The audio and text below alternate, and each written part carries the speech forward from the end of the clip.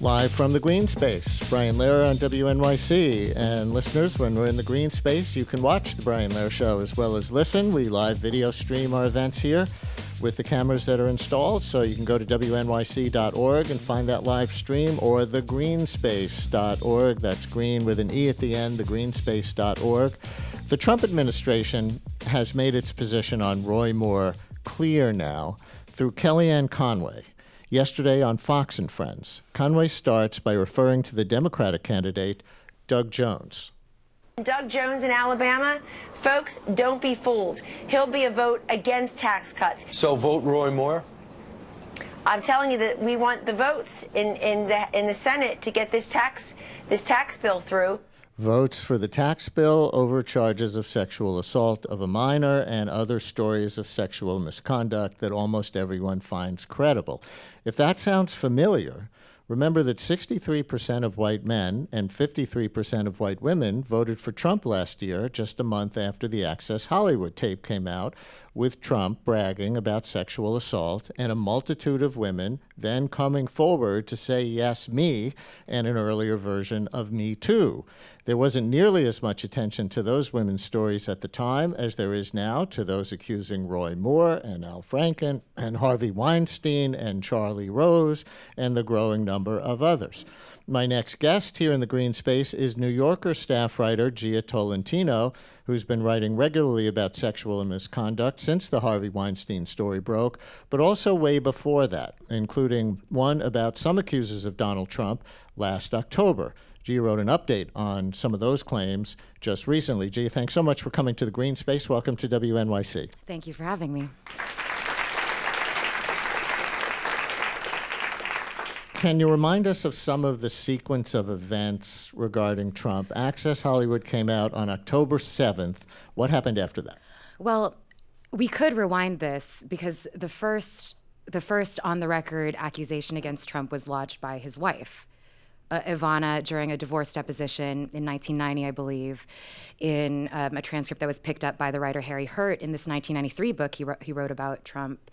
Alleged that Trump violently raped her after a botched scalp reduction procedure.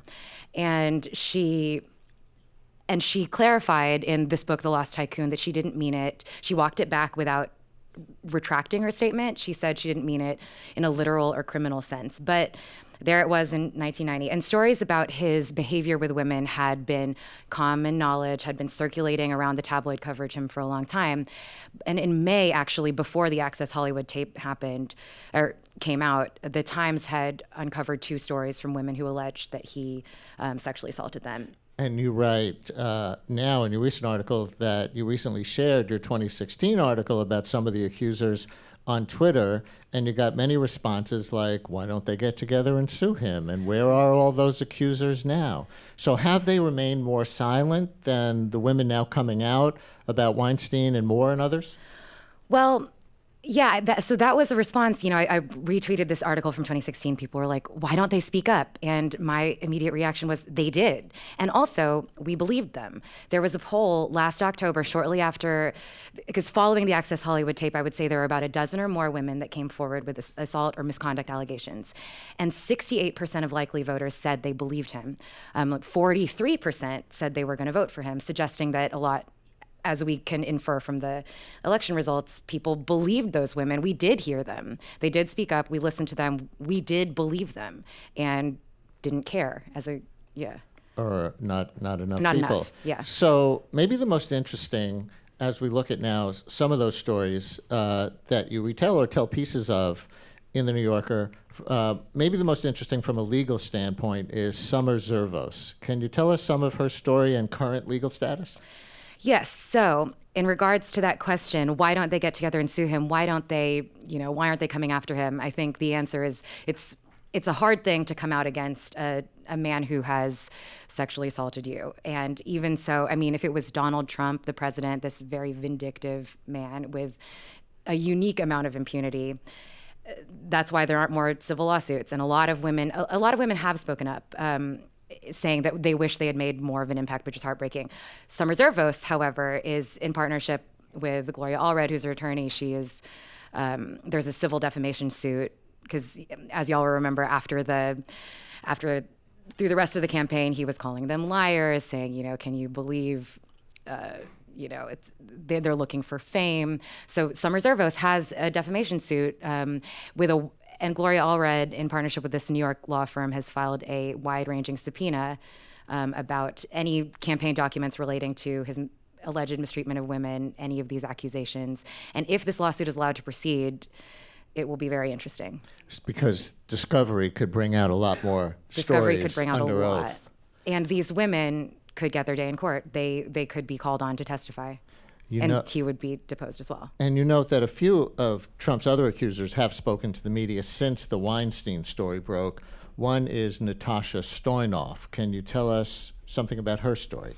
Natasha Stoynoff is the writer for People magazine who alleges that, I believe it was at Mar-a-Lago, that Trump attacked her, pushed her into a room, started kissing her and grabbing her. She wrote a piece about it for People. Afterwards, he said, just look at that woman. I think you can judge for yourself whether or not, I would. But 6 people corroborated her story. And yeah.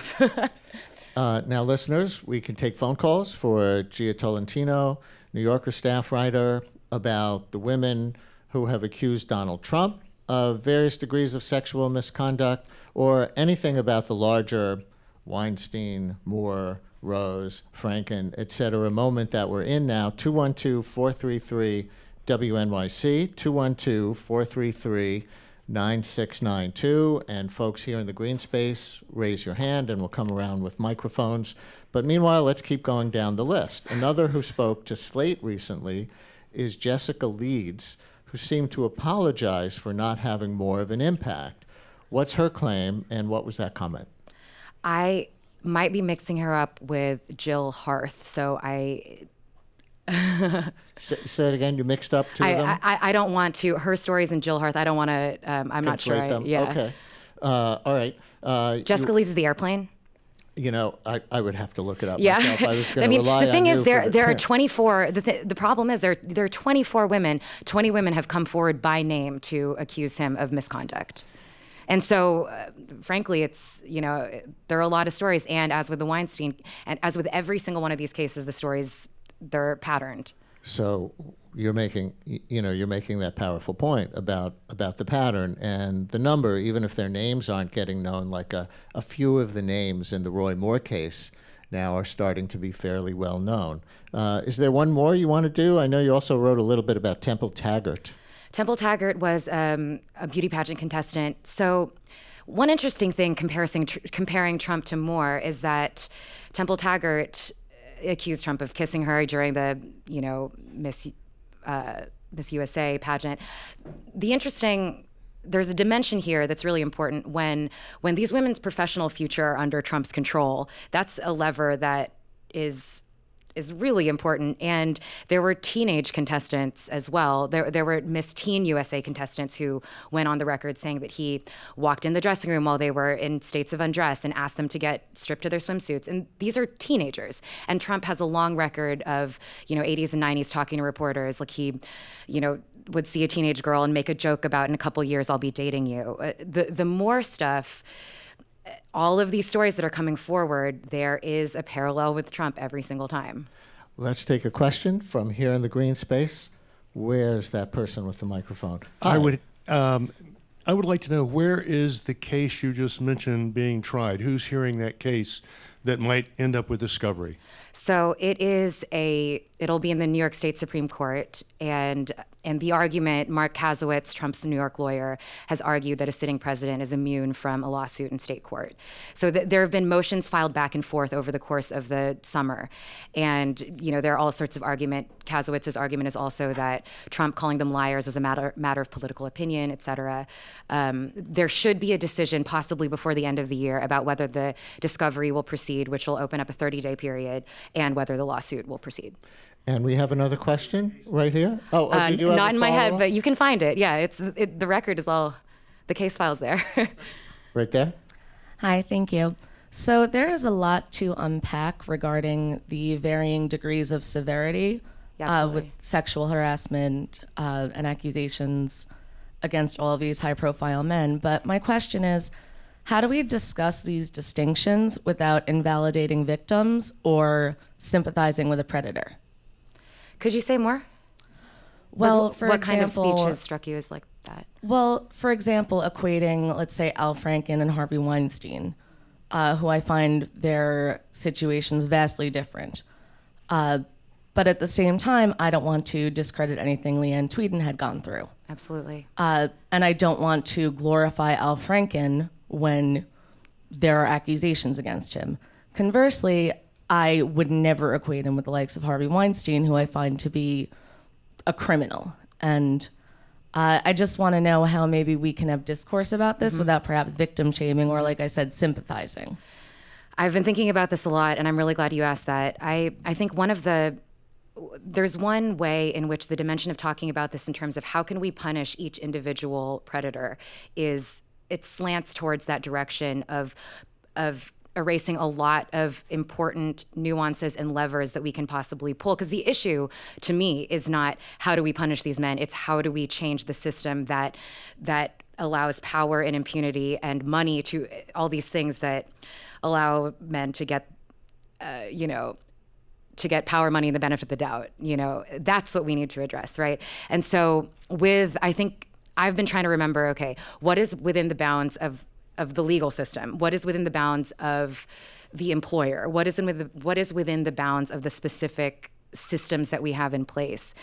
And in Al Franken's case, I think that can be used as a distinction to separate what happened to Leanne Tweeden and what happened to the women that were assaulted by Weinstein, because one was within the bounds of the workplace. One, I think thinking about those levers, what we could pull systematically, is kind of the only way to do that. I'm just curious if that makes sense to you and to the woman who asked the question, and whether that helps at all in this complicated moment of unpacking severity without victim shaming or sympathizing with the perpetrator, as you say. I think it makes sense when you're discussing the confines of the law, because there are certain boundaries that we need to abide by, but I don't think it makes the conversation easier with semantics. Right. But, when you're talking about technicalities and legal systems, of course it makes that easier, but still it's really difficult to not, let's say, like I said, sound like you're sympathizing with a perpetrator. When you're not, you're just simply saying this is the law, but there's also chance of being insensitive to a victim. So I just find, like I said, the semantics to be a bit difficult when you are having these conversations. There's also a way in which this conversation has been spun as men abusing women, when it's also, which erases the fact that, like LGBTQ people are at huge risk of sexual assault, and that not only women get assaulted. And the issue is not men behaving badly towards women sexually as much as it is what happens when power and sex and economic capital get all tied into one, right? And so, yeah, it's an ongoing question. I think the best we can do is speak in specifics and not generalities about this is what happens with men and women, right? Because this is what happens with power, right? That's the more important dimension. On Al Franken, and my guest, if you're just tuning in, is Jia Tolentino, New Yorker staff writer who's been doing multiple articles on these issues. On Al Franken, the New York Times columnist Michelle Goldberg wrote today with some very candid ambivalence about her column last Friday calling on Al Franken to resign. Today she wrote, quote, "The groping Franken has been accused of isn't in the same moral universe as Moore's alleged sexual abuse of minors. It seems perverse that Franken could be on his way out of the Senate while Moore might be on his way in. It's possible that feminists, in trying to hold Democrats to standards that they wish were universal, risk unilateral disarmament." Kate Harding made this case in the Washington Post last Friday, arguing against Franken's resignation. "If Democrats set this precedent," she wrote, "in the interest of demonstrating our party's solidarity with harassed and abused women, we're only going to drain the swamp of people who, however flawed, still regularly vote to protect women's rights and freedoms," unquote. And then Michelle Goldberg concludes that thought. "And when the next Democratic member of Congress goes down, there might not be a Democratic governor to choose his replacement." So what do you make of the Al Franken situation, and do you have an opinion on whether he should resign? Well, Well, okay, so I think Masha Gessen wrote something about this for the New Yorker's website about the question of whether or not he should resign is in some way the wrong question. Because, I mean, I also wrote in, I think, my follow-up to one of these pieces, I realized recently that 11 of the last 30 things I'd written had been about sexual assault, and it was like in 7 different news cycles. It's been the story of the year, unfortunately. I think that men, I have a working theory right now that men are being held more to a standard of consistency than morality, which is the reason that more is just charging on through, and the reason why Trump is in office. If you never pretended to respect women or support them legislatively, then you will never be asked to in this political climate still, or not enough by your base. That's the standard of consistency rather than morality. Which is why you see liberal men, avowedly liberal men like Weinstein and now Charlie Rose and Al Franken, they are being held to a standard of consistency, and they supported women before. They're going to have to do it now, and they're going to be asked to. However, I mean, back to what this woman was saying just now with her question, with Franken's, the things that I do not have a strong opinion about whether or not Franken should resign. I think that understanding the specifics of what he did versus the specifics of what other men who absolutely, there could be a criminal case against them. They would be fired under any, he did not control. There are some important differences which I don't think negate the argument that he should resign, but he didn't control the economic future of the women that he did not. They weren't afraid of him. They weren't afraid that he would ruin their professional lives. The way Masha Gessen put it in this piece was that the real issue here is a system that allows men to hold women hostage when they assault or molest or touch them, grope them. And that is when that's the question. Let's take another question from here in the green space. We had somebody all the way in the back. Yes, hi. Hi, thank you so much for taking my question. I apologize for any clumsiness. This topic makes my heart pound and my hands sweat, and you're making me hold a microphone, so I'll do my best. I feel you. Thank you. What I'm very interested in is the reactions from women who have been assaulted or molested or anything has happened to them. And when all of this first started coming out with Weinstein, so many of the women who spoke or were written about said they felt so much shame or fear or embarrassment. And there's a common theme among women who have had things happen to them in the past. And why didn't you say something? And it often, from what I have read and heard, revolves around a deep kind of shame, that sort of reaction. And what I'm wondering is, what other things are coming forward? What other reactions are women having? Because I myself have played through my life, as so many of us have, and realized, wow, there's quite a list of things that have happened. Yeah. And it wasn't shame, it wasn't fear. I had a very different reaction than other people, but I still hid it. And are people talking about that? Are we really listening to the various ways in which people deal with this or keep it in, or is it mostly that most of the women you're talking to, is it an overarching? It is kind of shame, and I guess that's my clumsy question is, are we making room for different reactions, or are you hearing different reactions? Yes. Am I an anomaly? I'm not sure. Yeah. Well, I think we should take a second to give some credit to all of the women for whom this news cycle has been absolute hell. Women of every generation, particularly, and women of the class divide on this. I mean, the women that we're hearing speaking are the women that are able to, like the issue of men masturbating in front of women. I mean, that is a hotel housekeeper. Like, that is something that those women and domestic workers see much more, I would guess, than anyway. And yeah, I have heard a lot of different reactions, and I think that there is a way in which our language is insufficient to describe the complication of this issue. And I do think that one thing that has been different about this cycle is that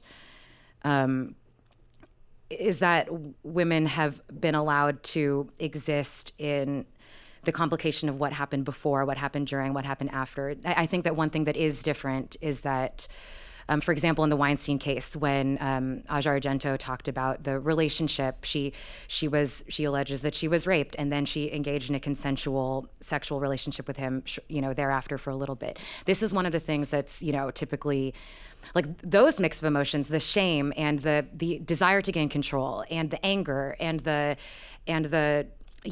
the attempt at dismissal, the attempt at, self-actualization within this horrible, all of these things that we don't normally make, with the terms victim and survivor, that there's not normally space for. They're coming out in the nature of these stories because we're watching how they spin out in time. I don't know if we're hearing them. I know I'm hearing them, informally among, friends outside the news. Like, I think the actual conversation, which is always better than the media one, is making space for them. But I think in the nature of these stories, yeah. Another complicated one that I don't know if you want to reflect on at all, in the Washington Post Charlie Rose story, the main woman who had all these weird, at least, encounters with him in his home or homes. And then at one point, she wrote a memo to the executive producer saying, "Oh, don't worry, everything's cool. We've got this under control." Now she says, "What was I thinking? I was a victim and he was a predator." Mm-hmm. But it reflects the complexity of feelings that a woman might have while it's going on. Right. And I wrote about this. I think that one thing that, again, we're starting to talk about, and the experience for victims, not just women, is that when these things happen, they try to and often successfully entangle all of the best things about you.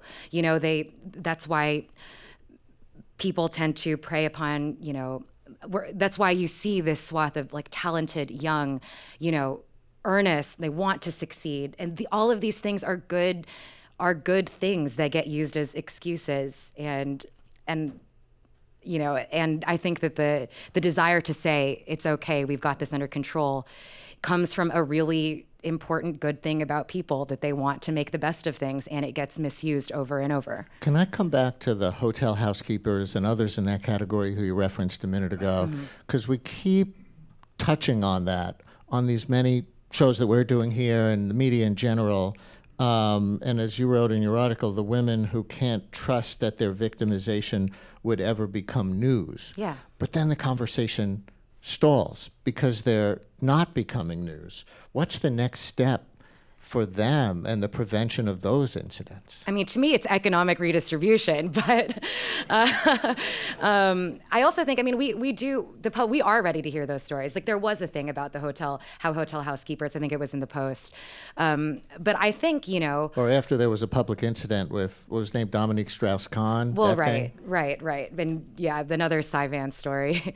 But, to me, that won't change. I don't think the conversation is necessarily stalling there, but I think, it is proximity to power that brings things into the news. And these women, who do not have the economic power to get closer to, what we consider newsworthiness, or what, not we, but you know what I mean. I think that if they have more money, they will be able to speak without fear that they will be out of work for a year. So how do you think the new environment post-Weinstein can affect the president or the publicity or consequences for these charges of all these various women who came forward with stories about Trump's behavior from the past that we started the segment with? So one thing that's different about this whole cycle is that these women are being believed, right? It's thank God, it's amazing. And the White House's official position on his accusers is that they are all liars, reiterated by Sarah Huckabee Sanders last month. That is an untenable position in this news cycle, and I'm glad we're talking about it. I think we need to keep talking about it in order to, our president is basically the only man who is successfully calling all of his accusers liars, and I don't think it'll stand. And in general, do you think that something's really going to change because of all the things that are happening right now? People thought things were really going to change after Anita Hill 25 years ago. Yeah, but this is different. And Anita Hill has herself, there was a piece in the New Yorker about her talking about how this moment is different. I think that there is a massive wave of people running for office in 2018 that are taking that route. There are a ton of women running, not that that's a magic bullet solution, but it's something. And so, yeah, I do think that there will be people are running for office changes. I think that that every workplace, if they haven't by now sent out a memo that says, here's exactly what you do and how you can be protected from, retaliation if you have something to say, that's on every boss in America right now. Please thank Jia Tolentino, New Yorker, staff writer. Thank you so much for coming in. Let's keep talking.